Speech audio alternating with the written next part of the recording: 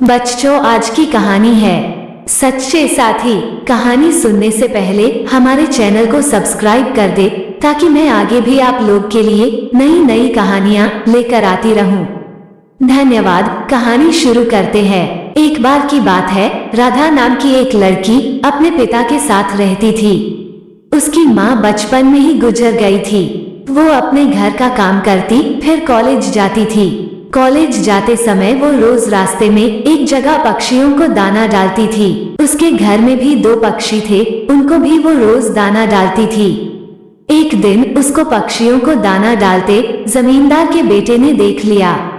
उसने अपने पिता से जाकर राधा से शादी करने की इच्छा जताई। जमींदार ने राधा के पिता से बात करके अपने बेटे की शादी राधा से करा दी। राधा अपने साथ घर के पिंजरे के 2 पक्षी भी लेकर ससुराल आ गई।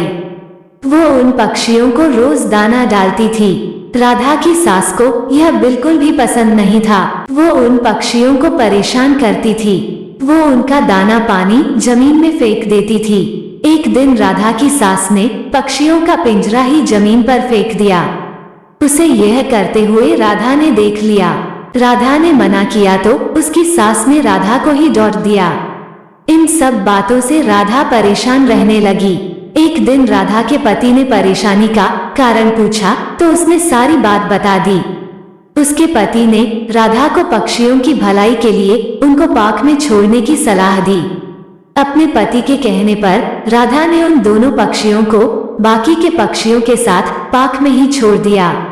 वो उनको कभी कभी दाना देने पार्क में जाती थी। अब सभी पार्क के पक्षी राधा के अच्छे मित्र बन गए थे। पक्षी अब राधा के घर पर भी आने लगे। राधा की सास को जब यह पता लगा तो वो गुस्सा हुई। वो राधा को उसके मायके छोड़ने के लिए उसको साथ लेकर गई। रास्ते में कुछ चोरों ने राधा की सास के गहने चुराने की कोशिश की। तभी राधा के पक्षियों ने आकर चोरों पर हमला किया, जिससे चोर भाग गए। इसके बाद राधा और उसकी सास घर ही लौट आए।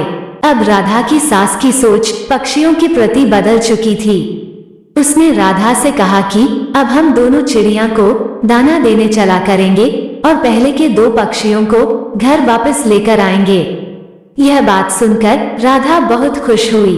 हेलो बच्चों, इस कहानी से हमें यह सीख मिलती है कि हमें जानवरों से अच्छा व्यवहार करना चाहिए।